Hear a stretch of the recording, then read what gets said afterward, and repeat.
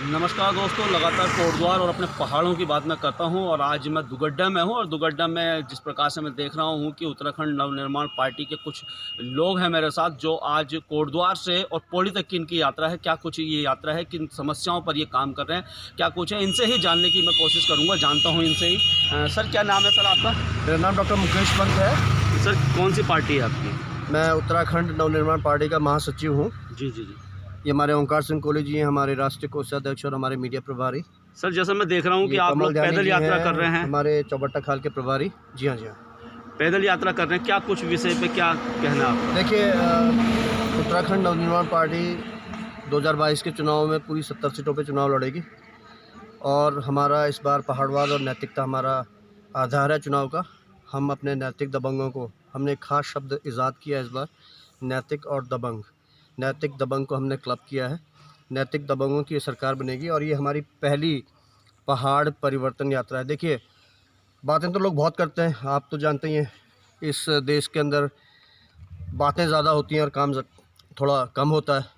तो हमने इस पहाड़ परिवर्तन यात्रा को शुरू किया ताकि हम लोगों के साथ संवाद कर सकें। हम एक जन संवाद कर रहे हैं, हम लोगों से मिल रहे हैं और उनके साथ बात कर रहे हैं और उनसे हम ये जानना चाहते हैं कि आखिर 20 सालों में एक छोटा बच्चा भी जब 20 साल का हो जाता है पैदा होने के बाद धीरे धीरे करके, तो वो भी अपनी जिम्मेदारियां समझता है और वो अपने परिवार के लिए एक बहुत बड़ा सहारा बनता है। उससे बड़ी उम्मीदें परिवार को होती हैं। लेकिन स्थिति यह है कि 20 सालों में जिस उत्तराखंड के एक युवा और एक विकसित और एक हरा भरा और एक जो है ऊर्जा से भरा हुआ प्रदेश होना चाहिए था, वो आज एक जीर्ण 100 साल 150 साल जैसे कोई वृद्ध होता है उसकी तरह खड़ा है, जिसको एक उंगली लगाओ और वो गिर पड़ेगा।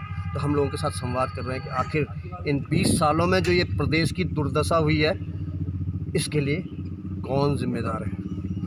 अगर इसके लिए राजनीतिक पार्टियां जिम्मेदार हैं तो हम भी कितना जिम्मेदार हैं? मतलब हम अपनी व्यक्तिगत जिम्मेदारी इसमें निर्धारित करना चाहते हैं। मैं लोगों के साथ सिर्फ संवाद इसलिए कर रहा हूं कि क्या हमारी भी कुछ इसमें जिम्मेदारी रही है। हम ठीक है, सरकारें तो कुछ नहीं कर रही हैं। ये तो बिल्कुल सभी लोग जानते हैं कि भाई भाजपा और कांग्रेस आ रही है, कठपुतली सरकारें हैं, है ना, उनको रिमोट कंट्रोल से चलने वाली सरकारें हैं। भले ही उन सरकारों में हमारे ही लोग हैं, लेकिन वो कठपुतली की तरह काम करें, तो उनसे विकास और पहाड़ के उत्कर्ष की जो हमारी जो अभिलाषा है, इच्छा है, उसका पूर्ण होना तो संभव नहीं है जब तक कि अपनी क्षेत्रीय पार्टी, कोई सशक्त पार्टी, कोई विजनरी पार्टी, कोई दूरदर्शी पार्टी जिसके पास एक विज़न हो, अगर जब तक वो नहीं आएगी और एक कमिटेड पार्टी जब तक नहीं होगी, तब तक तो प्रदेश का कुछ नहीं हो सकता है। लेकिन इस वक्त ये पहाड़ परिवर्तन यात्रा सिर्फ पहाड़ के लोगों से संवाद करने के लिए, हम जगह जगह जा रहे हैं, लोगों से मिल रहे हैं, संवाद कर रहे हैं और उनसे उन्हीं के शब्दों में हम ये जानना चाहते हैं कि पहाड़ की ये स्थिति क्यों हुई है और इसमें हमारी पहाड़ के लोगों की व्यक्तिगत जिम्मेदारी कितनी है। आगे का पहाड़ वो कैसा देखना चाहते हैं, इसके बारे में वो क्या करना चाहेंगे, किस तरह से वो आगे वोट करना चाहेंगे, किस तरह से वो सरकार को, आगे की सरकार चुनना चाहेंगे।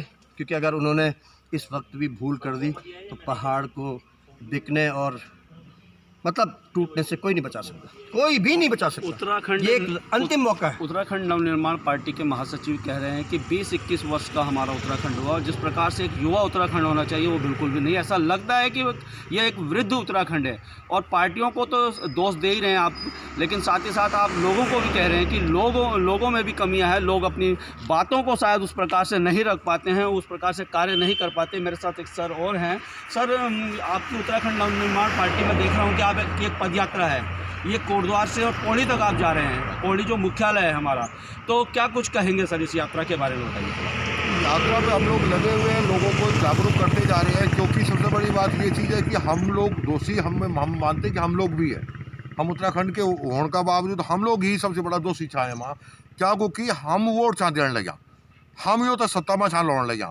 जन कि हम लोग पिछले भी बात कर रहे हैं यहाँ दुगड्डा कोटद्वार बेटी दुगड्डा का बीच में कई लोग उसी बातचीत हुए। तो वह वजह एक चीज़ है कि जो कांग्रेसी नेता चाह लोगों ने बोली, उत्तराखंड का लोगों ने बोली कि कांग्रेस ने छोड़ा ही बारी और बीजेपी तो लावा, बीजेपी केंद्र में भी चल, उत्तराखंड में भी थी, राज्य में भी थी, तो बहुत अच्छा विकास हो। लेकिन जो लोगों ने ये सोचा और उन्होंने बीजेपी को पकड़ा, लेकिन हुआ क्या? मतलब जो कांग्रेसी नेता थे वही बीजेपी में आ गए सर अंत तो यही है लोगों कि की विकास बात कुछ नहीं। लोगों की बात की जाए तो लोग क्या करें? अभी बीजेपी को जिताती है एक बार कांग्रेस को जिताती है, उनके पास ऑप्शन नहीं है। अब आम आदमी पार्टी आई है, तो ये कैसे, इसको कैसे देख रहे हो आप? आम आदमी पार्टी तो इन दोनों में से कहीं भी किसी भी तरीके से एक पैसे की नहीं मानता मैं, जो उत्तराखंड के लिए काम करेगी ये कभी कर ही नहीं सकती। जो दिल्ली में अपनी सत्ता को नहीं संभाल पाया, दिल्ली की जनता को नहीं संभाल पा रहा, वो क्या उत्तराखंड का विकास करेगा? वो कहता है कि गली गली मोहल्ला क्लिनिक।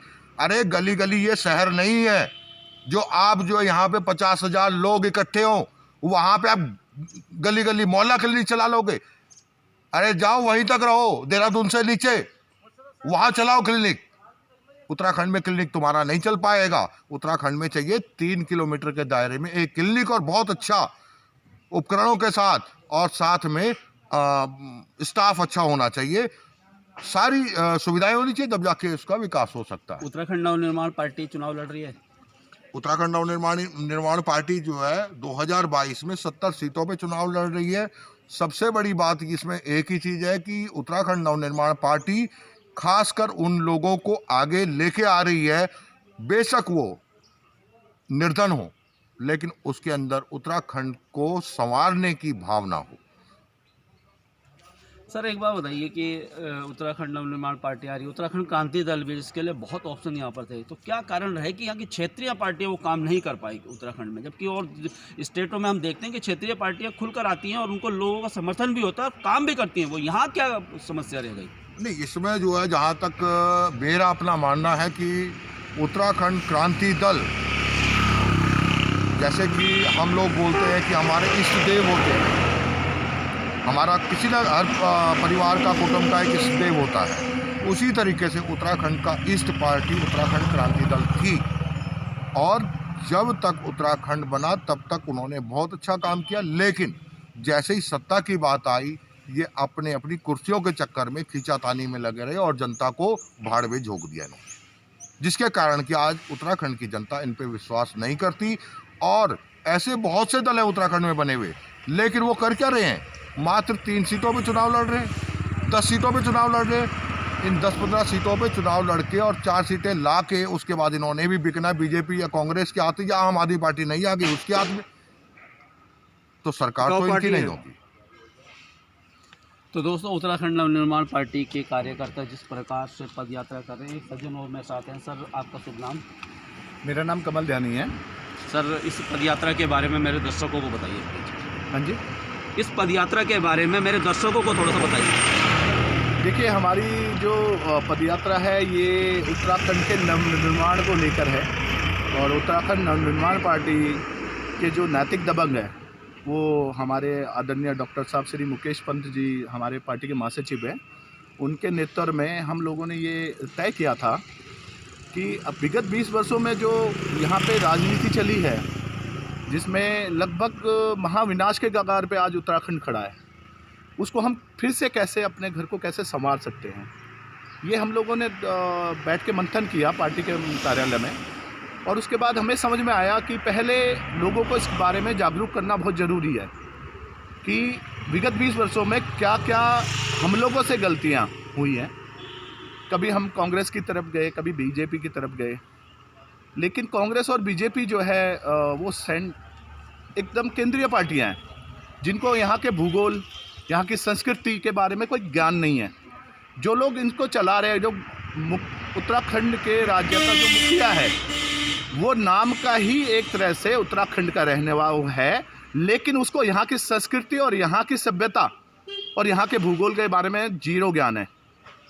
आज आप देखें, वो देहरादून में बैठ के सरकार चला रहे हैं, जबकि ये लोग इतने मक्कार लोग हैं कि इन्होंने जब अपने पार्टी का जो मुखपत्र लाए थे, उसमें इन्होंने साफ लिखा था कि हम गैरसैंण को राजधानी बनाएंगे।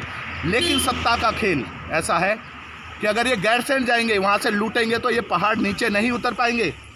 इसलिए इन्होंने राजधानी देहरादून बनाई। वहाँ से यूपी बॉर्डर पास में है, दिल्ली पास में है, और यही हुआ है।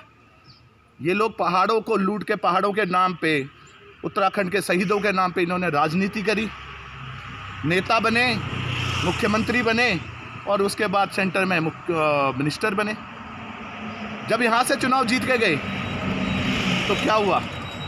ये लोग पहले अपने को पहाड़ का नेता कहते थे, उसके बाद जब इन्होंने वहाँ का सुख सुविधा का आनंद उठाया देहरादून में रह के, ये लोग मैदानी लोग हो गए, मैदानी नेता बन गए। आज इन्होंने एक कुचक्र रचा है देवभूमि की राजनीतिक शक्ति को ख़त्म करने की। बहुत बड़ा दुष्चक्र है ये, बहुत बड़ा षड्यंत्र है। 38 सीटों वाला जो हमारा पहाड़ था, जिसकी राजनीतिक शक्ति बहुत मजबूत थी, जो निर्णायक राजनीतिक शक्ति थी उत्तराखंड के अंदर, इन्होंने परिसीमन के नाम पर हमारी 6 सीटें समायोजित करी मैदान के क्षेत्रों में। और अभी भी कर और अब 2000 पिछले कई सालों से, क्योंकि इनको पता है नेताओं की हमारी राजनीति पहाड़ की जनता समझ चुकी है, तो इन्होंने एक और दुष्चक्र रचा है, एक और षड्यंत्र रचा है कि ये लोग पिछले 3 साल से, विगत 3 साल से जब से बीजेपी सरकार आई थी, जिससे हमें बहुत ज़्यादा उम्मीद थी कि ये उत्तराखंड को इस दुष्चक्र से बाहर निकालेगी, इस षड्यंत्र से बाहर निकालेगी, यहाँ का विकास करेगी। लेकिन अफसोस की बात है कि सरकार, सर इसमें तो कमी हमारे यहाँ के नेताओं की है ना, जो लोकल जो नेता मैं बता रहा हूँ, मैं यही तो आपको बता रहा हूँ, यही तो आपको बता रहा हूँ कि अगर सेंटर केंद्रीय पार्टियां यहाँ राज करेगी तो यही होगा। हर पहाड़ी, जो आम पहाड़ी मतदाता है, आम पहाड़ी नेता है, जिसके दिल में अलग जगती है उत्तराखंड की पहाड़ों की, वो उभर नहीं पाया। और ये केंद्रीय समर्थित नेता ये उभर के मुख्यमंत्री बने, और पिछले 3 साल से ये सहारनपुर को उत्तराखंड में मिलाने का दुष्चक्र और षड्यंत्र रच रहे हैं। क्यों? क्योंकि इनको पता है कि पहाड़ की जनता हमारे को नकार चुकी है और इनकी राजनीति अब पहाड़ों में नहीं चलेगी।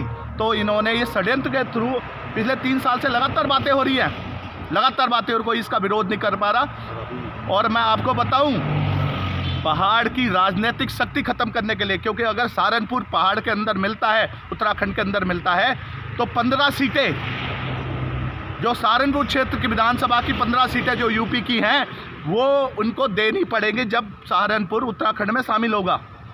अगर वो 15 सीटें कहाँ से आएंगी? वो आएंगी परिसीमन के थ्रू।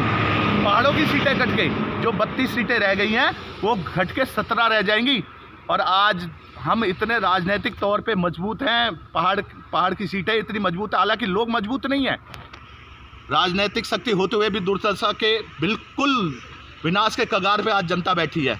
अगर वो 15 सीटें कटी तो राजनीतिक शक्ति भी खत्म हो जाएगी उत्तराखंड की पहाड़ों की, और ये षड्यंत्र है बहुत बड़ा। तो दोस्तों, उत्तराखंड नवनिर्माण पार्टी जिस प्रकार से पदयात्रा कर रही है, तो एक संदेश ये देना चाहते हैं लोगों से। जिस प्रकार से पदयात्रा करेंगे, लोगों से मिलते रहेंगे और लोगों से जानते रहेंगे, समस्याएं भी जानेंगे, और अपनी जो उनकी जो विचार हैं उनको लोगों तक पहुंचाने का ये काम करते रहते हैं। और ऐसे वीडियोज़ और ऐसे खबरें भी मैं आप लोगों के सामने लेके आता रहता हूँ। आप लोग बस मेरे चैनल को ज़्यादा से ज़्यादा लाइक कीजिए और शेयर कीजिए, ऐसे वीडियो शेयर कीजिए, जिससे कि जो अब्रॉड जो हमारे उत्तराखंडी रहते हैं वो भी जाने कि हमारे उत्तराखंड में किस प्रकार से सरकारें काम कर रही है, और जिस उत्तराखंड की हमने कल्पना की थी वो उत्तराखंड बिल्कुल भी नहीं है। धन्यवाद। जय हिंद, जय भारत, जय उत्तराखंड।